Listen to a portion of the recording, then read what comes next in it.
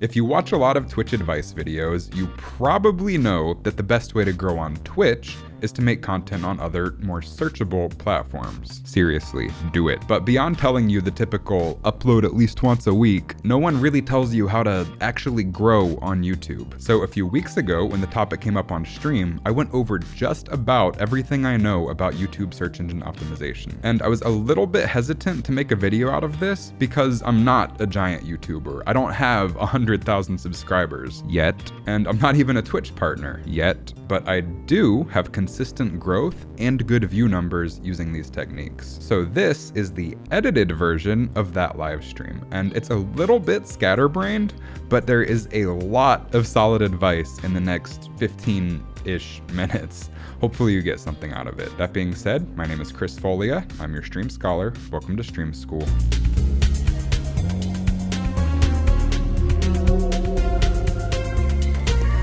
Chris's StreamSchool is gaining lots of subs. We are getting there. It's growing using all of the SEO tricks and things that I've learned. I was expecting it to honestly grow faster than it is, but it is like exponentially growing. So it took like 4 months to get the first 100 subscribers.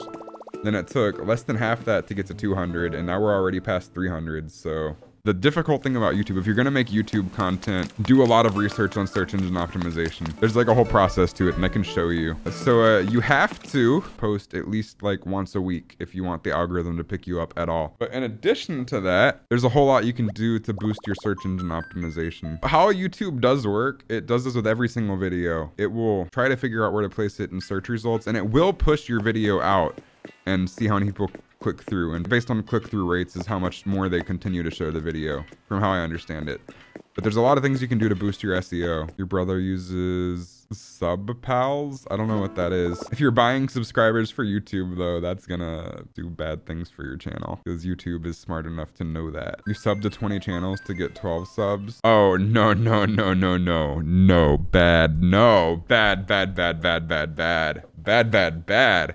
Sub for sub is cancer. Sub for sub is literal cancer, and here's why. Sub number does not matter. Not a single one of those people is actually going to watch your videos. They're just also after subscribers. It's the same thing on Twitch if you do sub for sub or follow for follow. What about people coming into your Twitch chat and spamming you with 800 follows? Will that hurt you too? Hard to say. Twitch doesn't really have a searchable algorithm. So it'll just look weird that you have a lot of followers and then no viewers, but YouTube has a searchable algorithm, and if they notice fake things, I think that pushes you down, because the most important metric on YouTube is watch time. So if people just click on your video to like and subscribe, or just to like it, just to help to try to support you, just to help you get your numbers up or whatever, that's bad because they aren't actually watching the video. And if you have low watch time percent, then YouTube is going to push your videos less. So let me show you my channel. The beginning of this year, I started this channel with very laser targeted SEO. Oh, wow. We were at 330 yesterday, so that's pretty cool. And some of the videos aren't as popular, like how to add audio in Blender, not as popular as how to make a custom stinger transition. But for the most part, videos are getting pretty good amounts of views, in the hundreds at least, usually. Some things are getting more popular than other things, and that's why I started gearing the channel more towards Blender templates and tutorials, because those are what we're getting more views. But what you want to do, you want to get an add-on like VidIQ or TubeBuddy. They're both good. I personally prefer VidIQ, and that'll tell you things. That'll give you a whole lot of information. This one's doing pretty well on SEO, and what you want to the goal on this is to match your channel tags. Most people don't even bother with adding channel tags, with your video tags, with your title, with your description. You want to use some of the same words in all of those things, and that'll help YouTube know where to sort your video. Then you also want to say some of those keywords at the beginning of your video as well in your script. You don't just want to say them and be like, I'm doing this for SEO.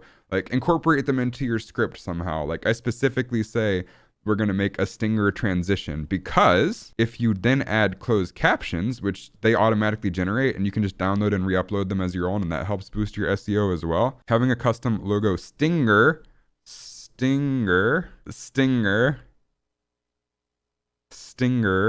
all over the place here. So all of those things matching up helps YouTube know where to put you in the search results. And that's what helps get this stuff found. But then on top of that, if you have a VidIQ account, let me turn on some chill music for this. If you VidIQ account, if you go to the SEO channel, you want to find tags that people are looking for. So like stinger transition.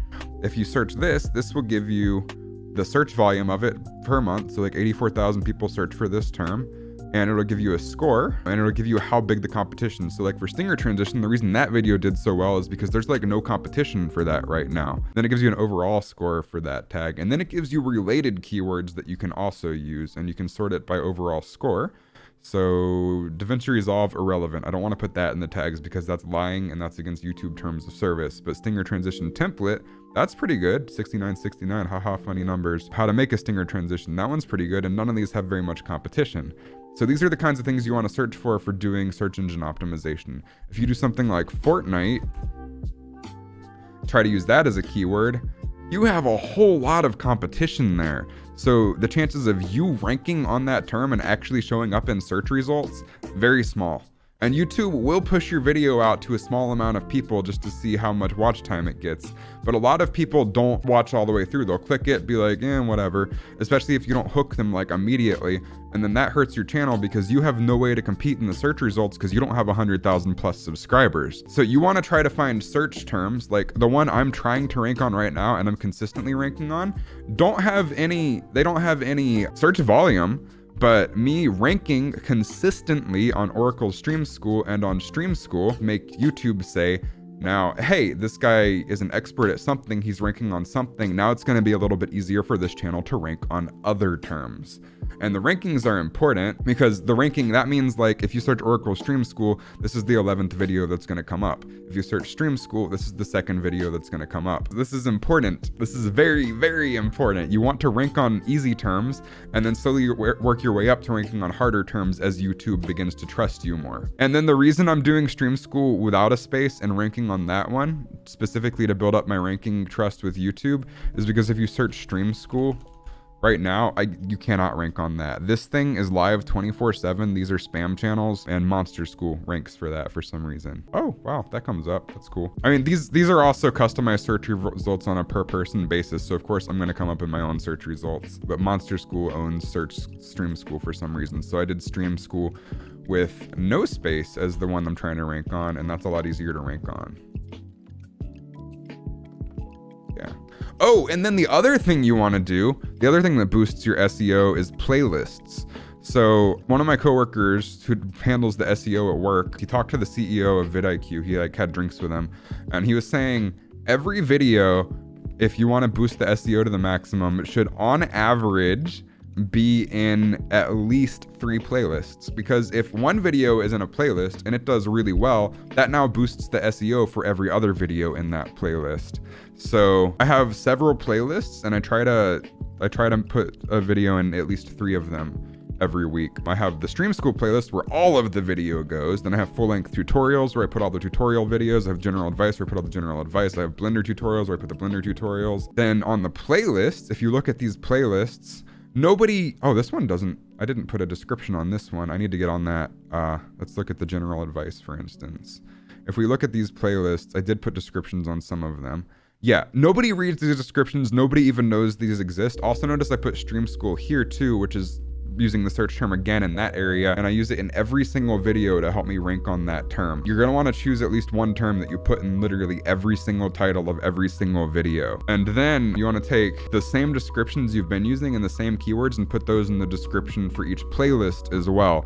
Because again, the playlist matching with the playlist title, matching with the video title, matching with the video tags, matching with the channel tags, matching with the video description, all of that stuff together helps YouTube know where to put you in the search results. And YouTube rewards you for doing their job for them, essentially, is all the SEO comes down to. So some of these don't perform very well just because these aren't things people are searching for. So the other tip I would have, and I'm just gonna make an entire video on this, talking about this once I grow a bit, is for strategy. This is a strategy I'm implementing now. I started making advice videos with titles like why every live streamer should take improv classes. People are looking for live streamer, people are looking for streamer, but people aren't searching for why live streamers should take improv. Nobody cares about that. You need to start out making videos that people are specifically searching for. I realized people are specifically searching for graphics. They're specifically searching for how to make a stinger transition, how to make an overlay. So I figured I can knock those videos out of the park, build up a following, then start to sprinkle in the videos like Why Take Improv that people don't know they want.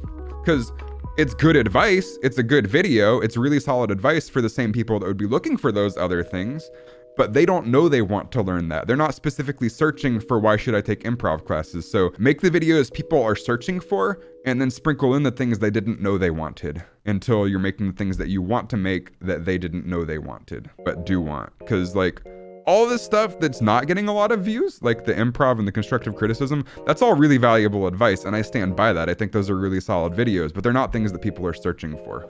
So I should have focused 100% on building up the following with free graphics and templates and tutorials, and then sprinkle in the advice that I really want to give that they're not searching for, that they don't know they want. I just know the stuff that the guys at work told me about video SEO, and it's useful information, but I don't have any credibility in terms of growth yet. Granted, my growth numbers are exponential. We are doing very well. If we look at the stats, we've been going up pretty consistently, several subscribers every single day, which it took us 4 months to get to the first 100. But now that YouTube is starting to trust my channel and I'm starting to get more people watching like the free graphics videos and things, this is growing a lot faster. Oh, and then for anybody who's still interested in like the video SEO stuff that I was talking about earlier, even on top of knowing all of that and on top of like consistent growth and consistent like upload schedule and stuff, there's still a very large luck factor involved in doing well on a platform like YouTube. So no matter what, there's gonna be luck involved. You just want to put as many odds in your favor as possible. Like I've put out like what I feel is high quality video after high quality video this year for minimum growth, and that's fine. It's consistent growth. It's small growth, but at least it's consistent. And then you see people who post like 2 videos and have like 20,000 subscribers. So there is a luck element that you have to account for, but I would go for consistent, solid growth. Does it hurt your SEO if you don't focus on one topic? Yes. I'm not saying like you have to play one game or whatever, but find a way that all of your videos that you're gonna make are linked and gear the SEO towards that. So like maybe you're playing all battle royales or all mystery games or something, or all puzzle games, or just find a way in the SEO. Like I'm not saying all your videos have to be the same thing or the same topic necessarily, but find a way that they are the same and link them that way in the SEO. You'd love to do gardening, gaming, and 3D printing. Make separate channels is what I would recommend. You want your channels to be focused. So if you have multiple channels, the other benefit you can do, and the other thing, I forgot to mention one thing, and this is the reason I started this channel instead of posting to my old channel that has gaming content on it. But the other thing you want to do is pay attention to the description. So like you want to limit the amount of external links you have in your description. So I use Discord and I link to Blender when people need to use it for the tutorials because it's important they have access to that and know where to get it. But other than that, you do not want to link to external things, but linking to other YouTube channels and linking to other YouTube videos actually boosts your SEO. So if you can cross-pollinate your channels by linking to each of the channels in the description, that helps all of your channels grow. So multiple channels is actually a bonus if you can run multiple channels, but make sure you're uploading consistently to all of the channels. Everything I'm saying about SEO is on point with your SEO team at work does too. It's what the people in the industry recommend. Like I said, the guys at work are really good at this. This is all, take this with a grain of salt, because I'm not credible on this topic until I have credibility on this topic. And credibility on growth means showing growth, and I don't have that right now. We have been doing well though, consistent but small, and it's been exponential. So I'll take the consistency any day. It's good. Good. Consistent upward is better than fluctuating big spikes, because you see a lot of people who like get rated and get a bunch of subscribers that way, or they'll just have one thing that blows up and then nothing else really gets views, and then they lose a bunch of subscribers, and you don't want to be in that situation. So slow, consistent growth will beat out like one popular thing and then failing to keep up with it any day. Oh, one other thing, they recommend not touching your video description, title, tags, whatever. Don't touch any of that for at least 3 days after it goes live. I would wait 7 days, wait a week until you touch the title, description, tags, anything. because YouTube is still figuring out where to put it in the search results at those times, and you don't want to confuse it. The algorithm is complicated. So if I went in, I posted, this video came out Thursday. If I went in and changed the title and the tags and the description and stuff right now, that would just confuse its placement on YouTube, and YouTube would be like, nah fam, I'm not showing this to anybody anymore. 121 views after just a couple days for this channel, not bad. This video did not do well, but what I'm doing to try to boost this video is I mentioned it in this video. So at one point I was like, and I want to encourage you all to add your own audio to this animation. You can watch that video from last week. And at that point, the other thing you want to take advantage of is cards. So if you wait right here, I want to encourage you here to add your own sound effects. Like when it gets clicked, maybe it'll have music play or have some sort of, like, what a brilliant way to recommend somebody else to watch your other videos. And you can learn all about how to do that in the tutorial. And then this card pops up. You want to take advantage of cards to promote your other videos. So then they can be like, oh, hey, there's the audio tutorial right there. I can click that and learn how to add my own audio to this button. So it helps them, it helps me, it helps everybody. So that's another tip. Take advantage of cards. Make sure you have at least like one card in each video, whether it's a poll, whether it's a link to something else. But yeah, take advantage of cards on YouTube and in slides as well. I link to, and you can have YouTube recommend the most similar video they should watch at the end, but I specifically pick videos that I want to boost and put those at the end of my videos. Yeah, you always want to put your subscribe and a few videos at the end, but the cards are important that a lot of people don't utilize. Anyway, those were my SEO. I think that sums up most of the stuff I know about SEO.